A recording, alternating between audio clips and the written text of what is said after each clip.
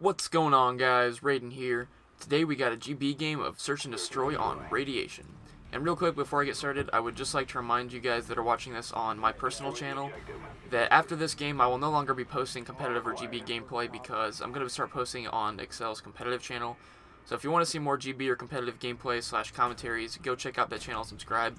The link is in my sub box. So other than that, I'm going to hop right into the gameplay here. So we get offense first, and I decided to hop up in this little red building on our side of the spawn because I want to watch the right side and make sure no one rushes us from B. Usually people are smart enough to not rush while they're on defense, but you never know. Some people try and flank, and we actually do get flanked by one guy here in a second. But I like this spot because you get a good view of the middle for the most part, and then that building in the far left corner of their spawn, a lot of people like to go upstairs in that building and kind of watch over pretty much to this building where I'm in, but also to make sure that no one flanks them from the left side. And you can see right there that we get flanked, but Tyler's there to take him out. You see me chuck a few stuns right here because I heard a guy below me chuck a stun.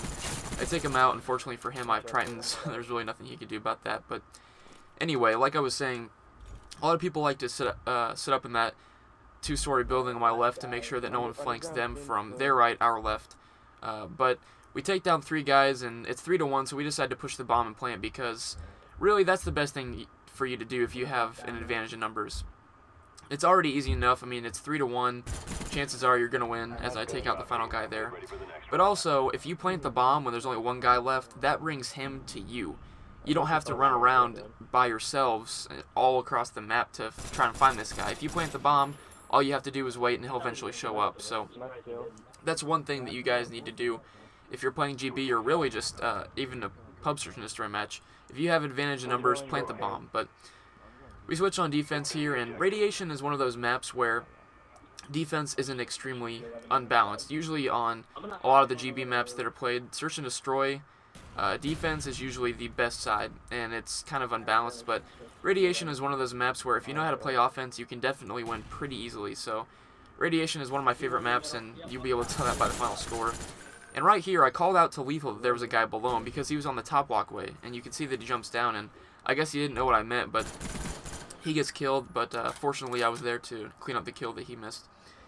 And right here is also a good spot to watch the right because not only do they not see you from the middle, but you still have a clear view of the staircase, and they usually go through the top because if they go through the bottom part of that walkway, you can see them if you're sitting in that 2-story building that I was in.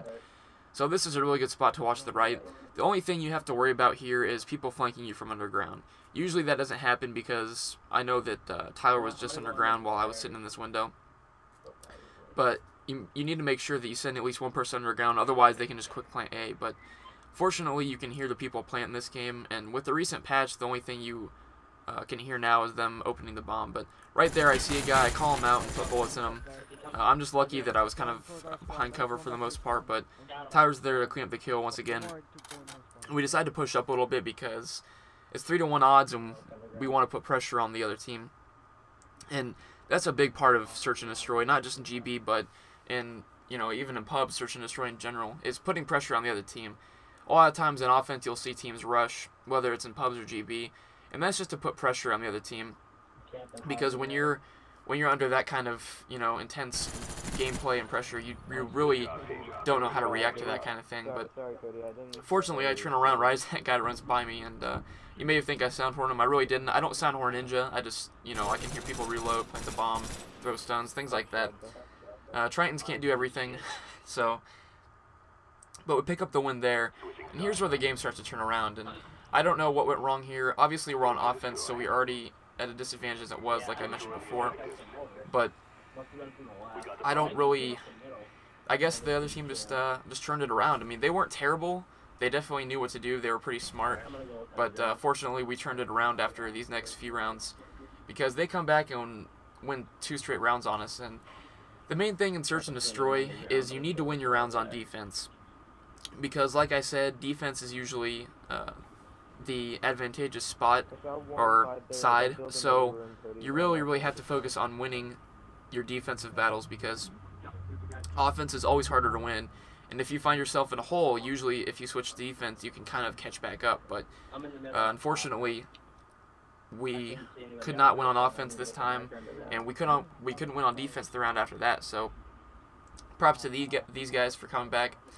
And earlier I saw a guy go up those stairs. I didn't shoot because I was kind of unsure. I didn't really want to. I probably could have killed him, but here I decided to move up a little bit, and I am sitting in a corner. And yes, I am using the FAMAS.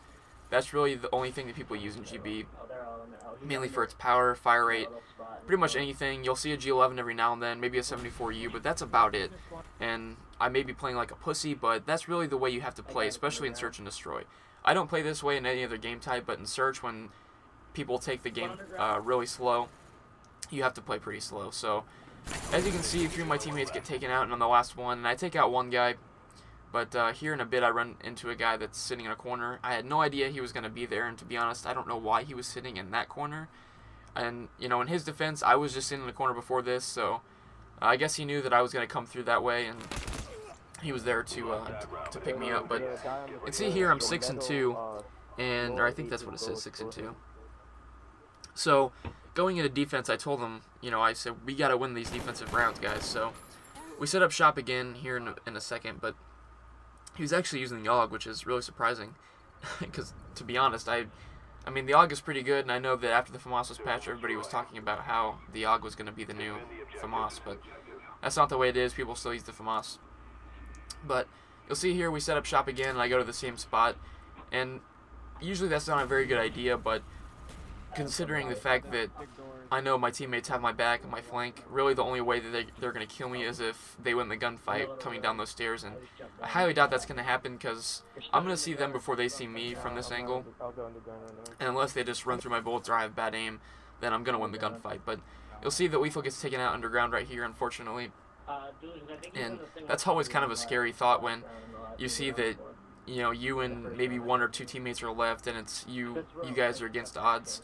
It's always a scary thing. It's always kind of frustrating, but it's just the way Search and Destroy works. But I stick around here for a while because I have a feeling they're going to flank, and considering they have numbers, I kind of assumed that they might try and push around. And I fast forward to here just because it's kind of me roaming around. This video is long enough as it is, and I didn't want to make it any longer than it needed to be. But they plant the bomb at A, and I drop down here and take this guy out, and I had a feeling that there was going to be more guys down there, but fortunately I get killed while I have a stun in my hand, and Delusions takes out one, but it could not take down the other that was over there. So props to these guys once again for coming back and winning 2 straight rounds on us. And that guy was using Scavenger, which is kind of surprising. To be honest, really the best thing you can run in GB is Lightweight. Flak Jacket isn't allowed unless you put it on, but Lightweight, you take no fall damage, you run faster. It's just overall a better perk to use in GB than Scavenger. I don't know why you would even use Scavenger in Search. That's kind of a dumb idea. The only reason I can see for that is getting more stuns or nades. Now here I make a big gamble, and I make the decision to rush because it's 2-2, and I feel like they definitely would not expect it. And luckily I take this guy out here, and you'll see that before that I kind of hesitated. I kind of like danced around a little bit before I ran in there. If you're going to rush, just do it. Don't hesitate, because the advantage of rushing, the whole point of rushing, is to get to a position faster than the opponent and surprise them by being there first.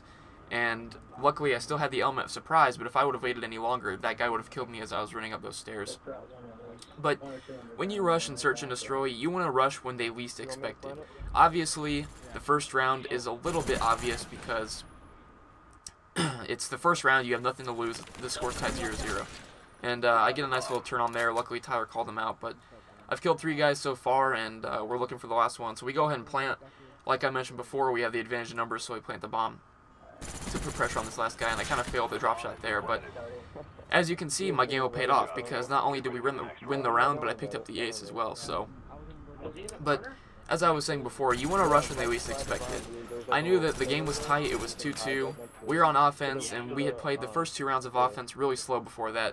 I knew they weren't going to be expecting anyone to rush, so I decided to take a little bit of a chance and rush B, and it definitely ended up working out because not only did they not expect it, but we picked up the round win. And a lot of that, too, has to do with how much faith you have in your teammates. I know that if I rush in and die, my teammates have the ability and the skill set to come back from a 3-4 deficit and win. And you can see me laying in the corner here in the grass. I know, kind of a pussy thing to do, but hey, at least I'm not using Ghost, right? This is another pretty good spot. This is kind of a spot that you wouldn't expect because no one's going to run through underground and come that way to check to see if a guy's laying on the ground right there. But I pick up a guy from the middle there. He was trying to rush, and fortunately for him, I was sitting in the corner of the grass, and obviously he didn't expect that. But I fast forward a little bit here because we're down to 2 guys. I think at this point they had 2 as well, or maybe 3. But in this kind of situation, it's always kind of tense, and right there, Delusions gets taken out, and this is where I'm by myself. So I fast forwarded again. Now, playing by yourself and clutching by yourself is something completely different than running around with your teammates, and you'll see that I see that guy right there run into B. I don't shoot because I don't want to give away my position. Now, I have a feeling they're going to plant the bomb at B, but I don't want to rush in there yet because I know that if I would have fired shots, I probably wouldn't have killed them before I ran in the doorway, and then they would have known where I was. So I'm going to let them plant the bomb at B and kind of let them think that I don't know they're planting B. But I immediately make my way to B, and here's the big thing. You have to be aggressive when they plant the bomb. When you are by yourself and they have the advantage numbers, you have to play like you want to win. You see me, I rush straight in. I don't waste my time roaming around, crouch walking, make sure no one's around me. I go in there aggressive, and aggressive isn't the same thing as playing reckless, going in there guns blazing, firing from the hip, expecting to kill people. You'll see right there, I dropped down and went through the other way, and that's probably what saved me, because if I would have kept going through the control room, that guy probably would have seen me through the window and taken me out. So, good move on my part, and I'm not saying that out of, like, arrogance. That was completely random. I just went that way just because, and ended up working out, and I got lucky. But anyway, guys, that's the end of the game. My final score was 13-2, and I hope you guys enjoy. Let me know if you want to see more of these GB analysis. I don't know how to say plural analysis, so let me know if you want to see more, guys, and I hope you have a good day. I'll catch you later.